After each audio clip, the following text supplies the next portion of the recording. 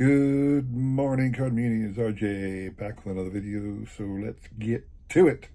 Today's random Mike Schmidt item of the day from 2014. Topps sticker of Mike Schmidt. Topps put out stickers mostly, if you recall, from the mid 80s into the early 1990s, but stickers were never a big part of the collecting after that. Every once in a while, you'd see a sticker release, but for the most part, it was a fad of the 80s, my youth. So this is just a random Mike Schmidt item of the day. Today's random baseball item of the day. Got this back from PSA recently. 1959 Topps NL Hitting Kings, Ashburn and Mays.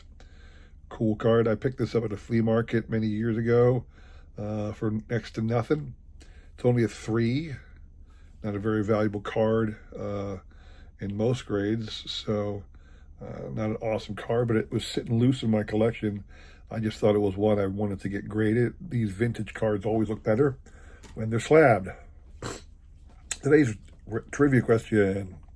Been doing who did the last, what happened on the last, whatever. I'm going to stick to that. Connie Mack, Hall of Fame manager of the Philadelphia Athletics for many years. 1950 was the last year Connie Mack was the manager of the Philadelphia Athletics. He managed the entire year, and at some point in the season, he managed his last game because the season came to an end.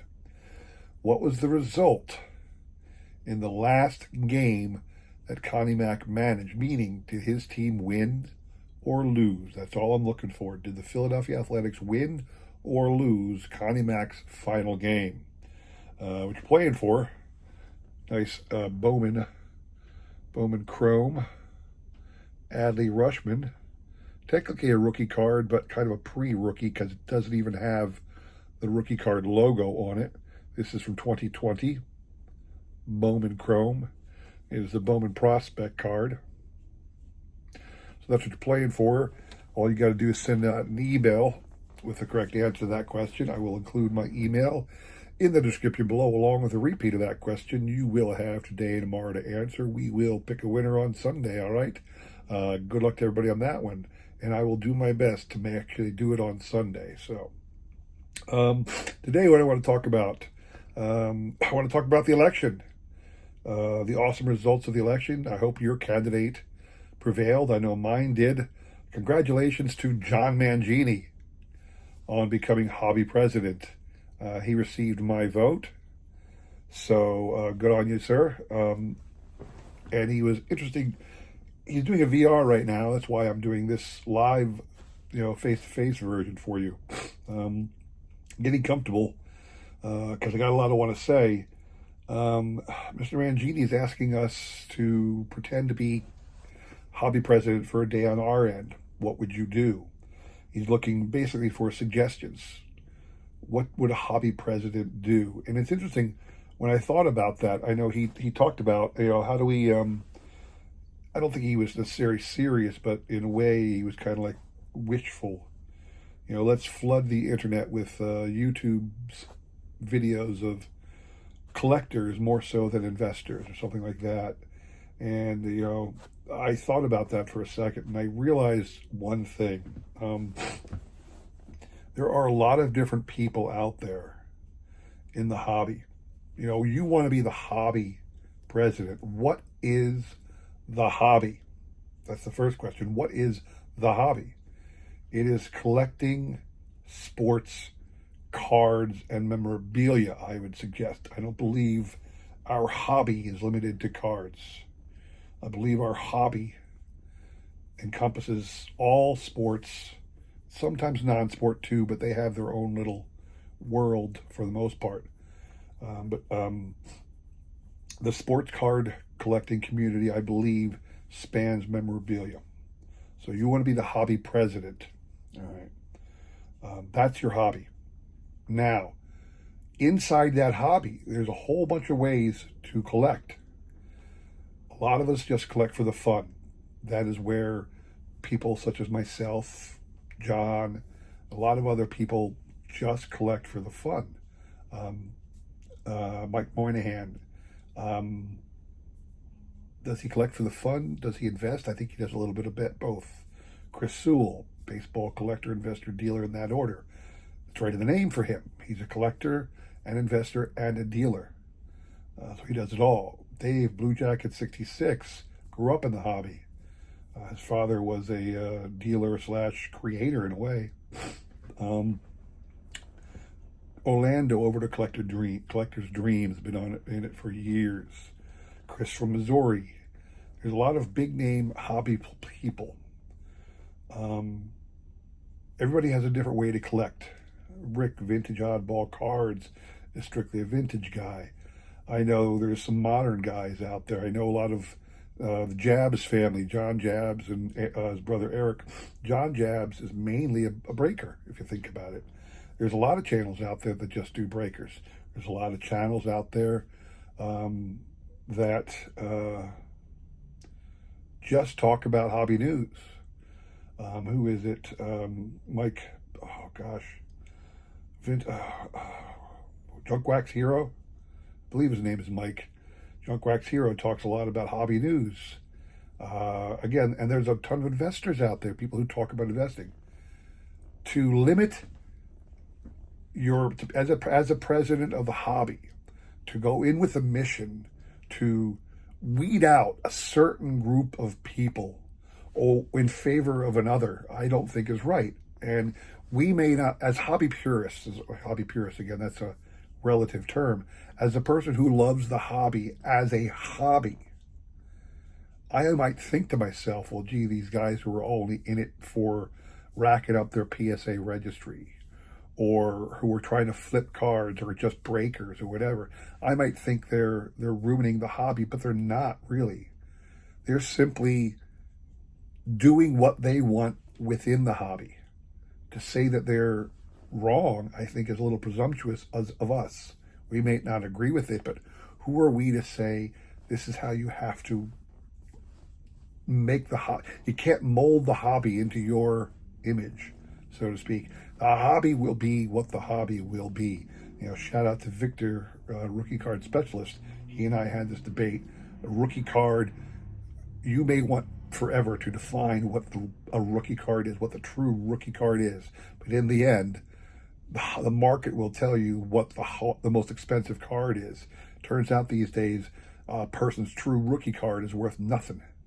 They all want the parallels, the autograph version, sometimes the pre-autograph version. So knowing what a real rookie card is, I don't see the point. But there's people out there who want to know, what is a rookie card? Victor has a very important place in this hobby. So again, in the hobby, what everybody does with their little corner of the hobby, I think is up to them. They should be left alone. What should a hobby president do? So what is the role of a hobby president?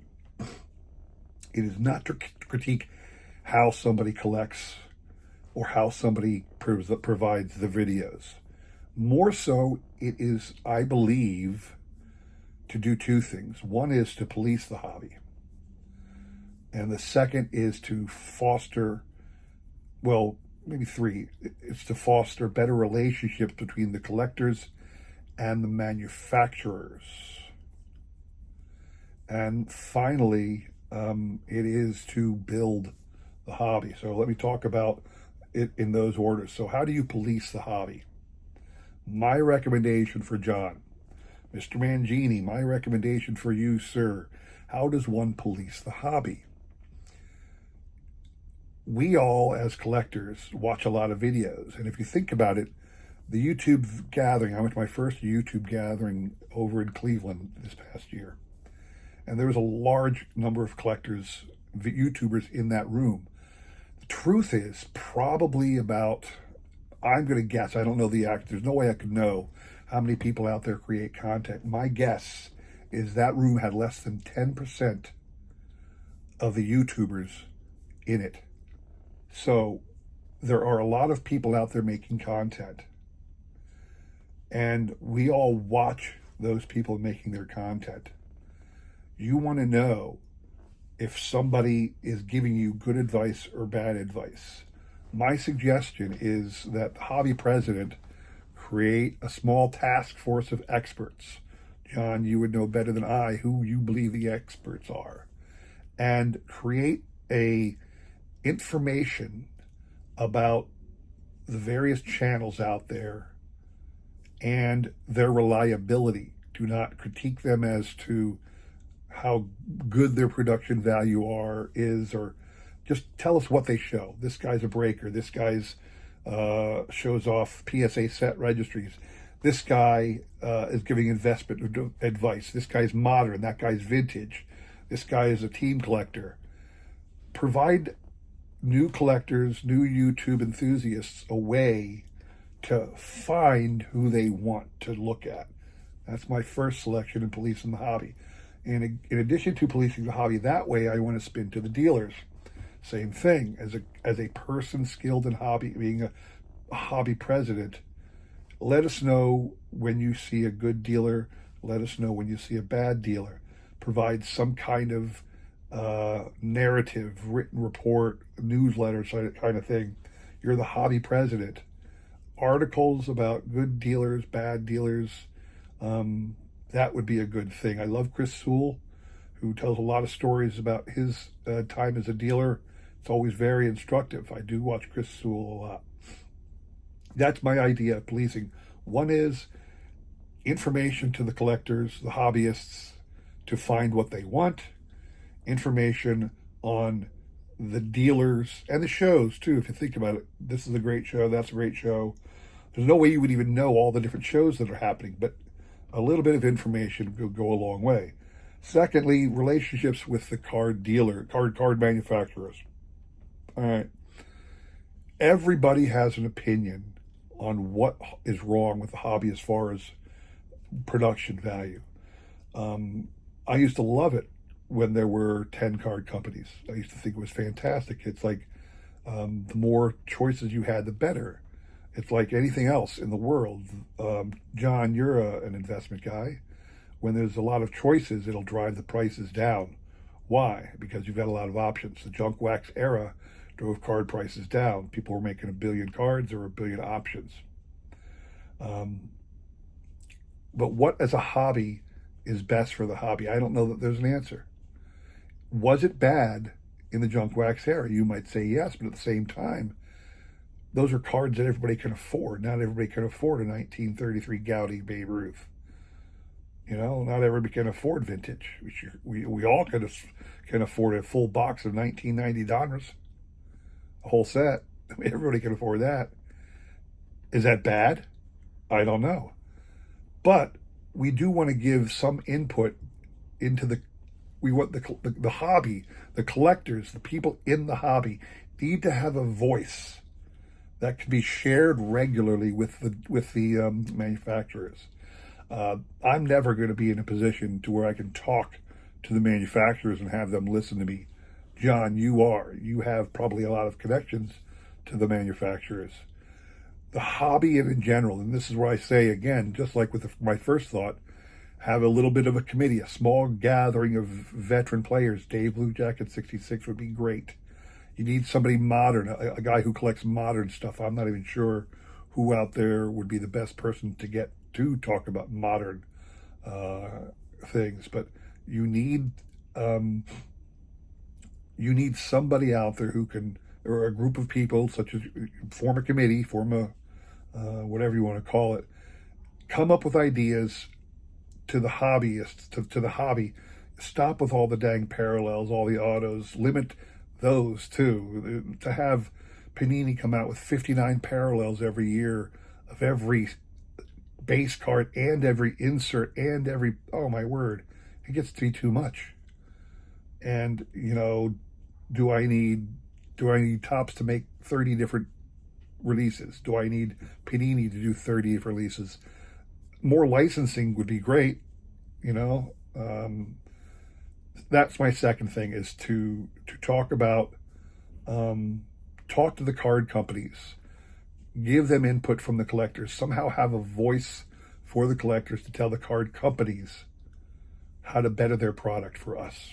That's my second option. And finally, how, as a hobby president, your mission is to build the hobby. Now, the hobby is probably better than it's been in a long time. Uh, I remember the early 90s, the late 80s, where it was absolutely insane. I went, when I was, I went to my first card show in 1989. It was at the Allentown Fairground. Mickey Mantle, Ted Williams, and Jim Palmer were appearing in person that day.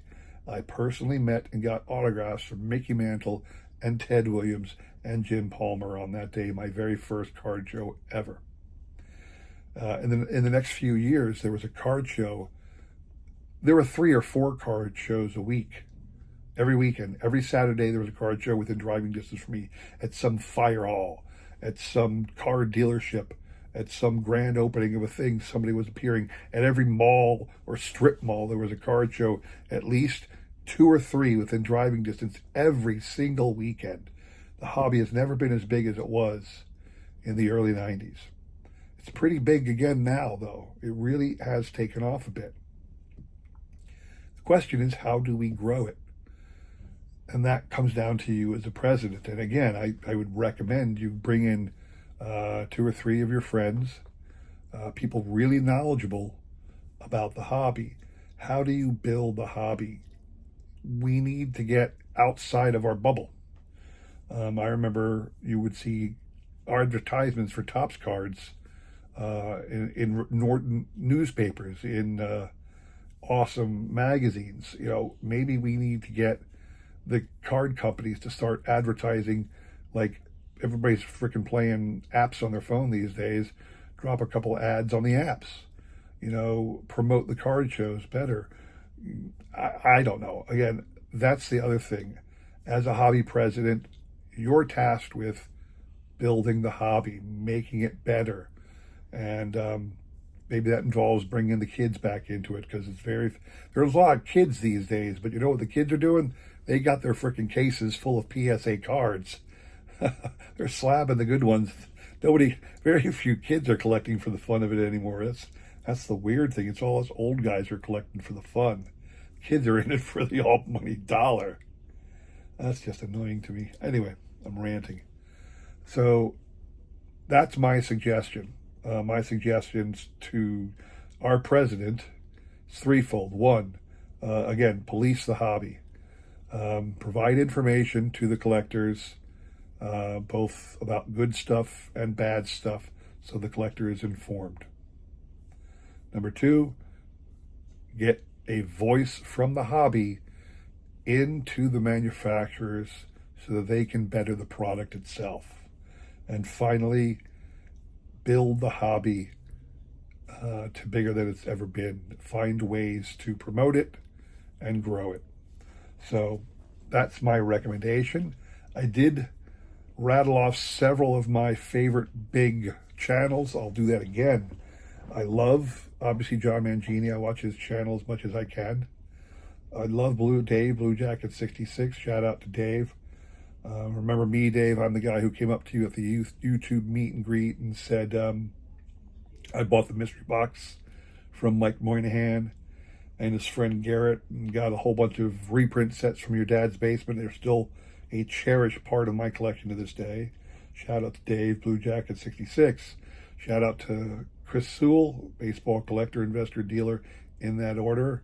One of the guys I really love listening to his story. Shout out to the Texas Snowman. I still have a couple cards I want to throw into your auction one of these days, but I haven't gotten around to doing it. Some smaller channels. Shout out to Lou Rock TV. Lou and Bob are great people to watch. Shout out to John, Wade Boggs fan. I love watching his content. John, and just so you know, I'm starting my own PSA set registry of Wade Boggs cards. I'm working on that. Shout out to local guys. Ray from Philly, big fan of Ray's. Never got a chance to meet Ray. Still on my bucket list to get to see Ray someday. Yeah, so that is my video twofold for John. My recommendations for you as president, and a couple great shout outs of great channels, not just newbie like we always do. I still like to celebrate the legends in the hobby, and I'm sure I missed a couple, but during this presentation, I'm sure I rattled off more than I've thought about right now, so I hope you all got that. That is my video. That is my entry into John Mangini's VR. I'm going to include a link in the description below to that video so you can track it down on your own and maybe make your own VR. Give John some recommendations on how to improve the hobby. I'm not sure he'll take any of mine. I think they were good ones. Again, I don't think we can do too much to affect how people collect. We just need to give them better tools to collect, all right? Thank you all for watching. If you like that, please consider like, subscribing, commenting, and all that jazz. I really do appreciate your support as I try my best spread advice in the great card community, all right? Come back again on Sunday. If you're a regular person to my channel, we will do the trivia recap. I hope I won't forget this week. But thanks for watching. Have a great week, everybody. Sorry this one went long, but I kind of had to. Anyway, have a great week. See you on Sunday. Take care.